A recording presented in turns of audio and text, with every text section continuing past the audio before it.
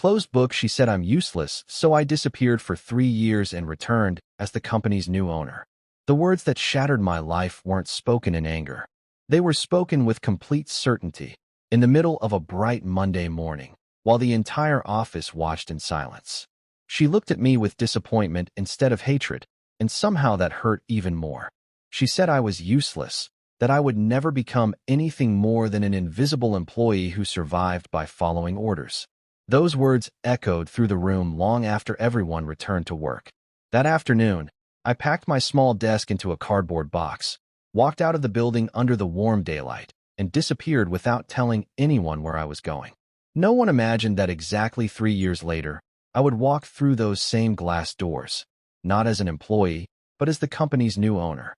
Before we continue, if you believe kindness, hard work, and second chances can change lives, please take a moment to like this video, leave a comment, share it with someone who needs hope today, and subscribe to the Kindness Project.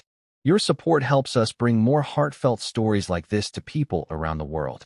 My name was Rowan Mercer, and I had never dreamed of becoming wealthy. I simply wanted to build a meaningful career. I grew up in a small town where my widowed mother worked double shifts as a nurse while raising me alone. She taught me that success wasn't measured by money, but by integrity. When I earned a junior analyst position at one of the city's fastest-growing logistics companies, I believed my future had finally begun. I worked longer hours than anyone else, volunteered for difficult projects, and quietly solved problems that others ignored. Yet every achievement seemed to disappear behind louder personalities and office politics. My supervisor collected credit for ideas I had developed, while promotions went to employees with stronger connections. The person whose opinion mattered most was Marissa Holloway, the company's ambitious operations director. She was intelligent, respected, and admired throughout the organization. Rowan admired her leadership from a distance, believing that one day she would notice his dedication. Instead, during a disastrous project review caused by another department's mistakes, she singled him out in front of executives. Without raising her voice, she dismissed his value completely. The humiliation spread through the office faster than any company announcement. By sunset, Rowan realized that remaining there would slowly destroy every ounce of confidence he had left. Leaving wasn't dramatic. There were no angry speeches or revenge plans. Rowan simply vanished from everyone's lives. He moved hundreds of miles away to a coastal city where nobody knew his past. The first year tested every limit of his endurance. He washed dishes during the day, delivered groceries in the evenings, and studied business management every night through online courses. Sleep became a luxury. There were moments when exhaustion convinced him that perhaps Marissa had been right all along. Yet every time doubt appeared, he remembered his mother's gentle reminder that another person's opinion should never become the definition of his future. Gradually, opportunity found him. Rowan accepted an entry-level position at a struggling transportation startup owned by an elderly entrepreneur preparing for retirement. Unlike his previous workplace, ideas mattered more than titles. Rowan introduced practical improvements that reduced delivery costs, strengthened customer relationships, and transformed outdated systems. Revenue climbed month after month. The owner noticed not only Rowan's intelligence, but also his humility. Over 3 years, Rowan became the trusted partner responsible for rebuilding the company from the inside. When the elderly founder decided to retire permanently, he offered Rowan an extraordinary opportunity. Together with several investors who believed in his vision, Rowan purchased controlling ownership of the growing business. Fate often works in unexpected ways. Shortly after the acquisition, Rowan learned that his former employer had suffered severe financial losses. Years of poor leadership and risky decisions had pushed the once successful company close to collapse.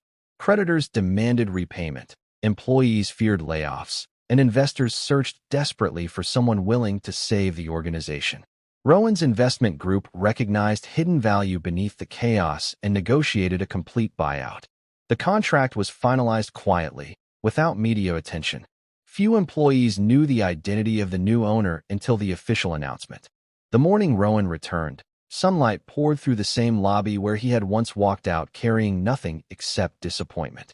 The receptionist stared in disbelief before offering a nervous smile.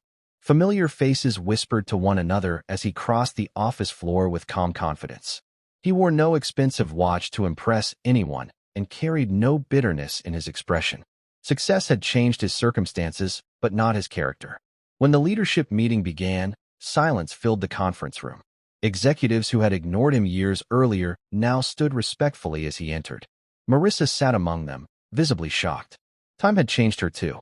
The confidence that once seemed unshakable had been replaced by the exhaustion of carrying impossible burdens.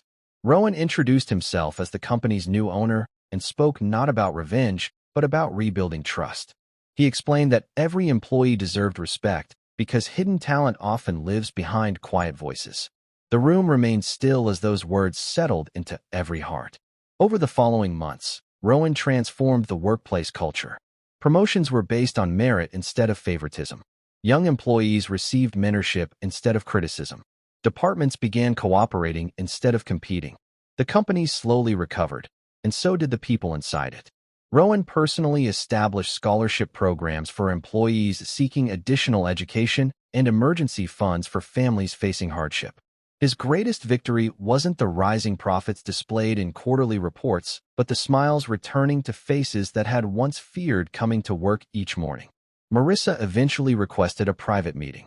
She admitted that ambition had blinded her to the value of kindness, and that her careless words had permanently changed another person's life. Rowan accepted the apology with quiet grace. Forgiveness did not erase the pain, but it prevented that pain from controlling the future.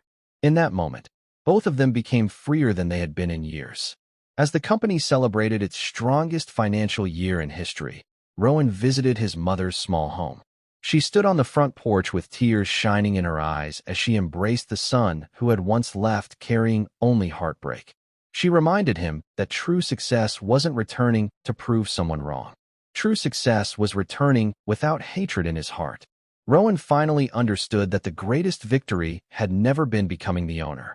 It had been refusing to let humiliation destroy the person he was meant to become. If this story touched your heart, please like this video, share it with your friends and family, leave your thoughts in the comments, and subscribe to the Kindness Project so we can continue sharing stories that remind us hope is never lost. Glowing Star special request: before the story ends, please comment, "Kindness always wins." Your words may encourage someone who is struggling today. Sometimes the people who underestimate us become the unexpected reason we discover our true strength. Life has a remarkable way of rewarding quiet perseverance. The greatest comeback is never built on revenge. It is built on character, compassion, and the courage to keep moving forward even when the world has already decided your story is over.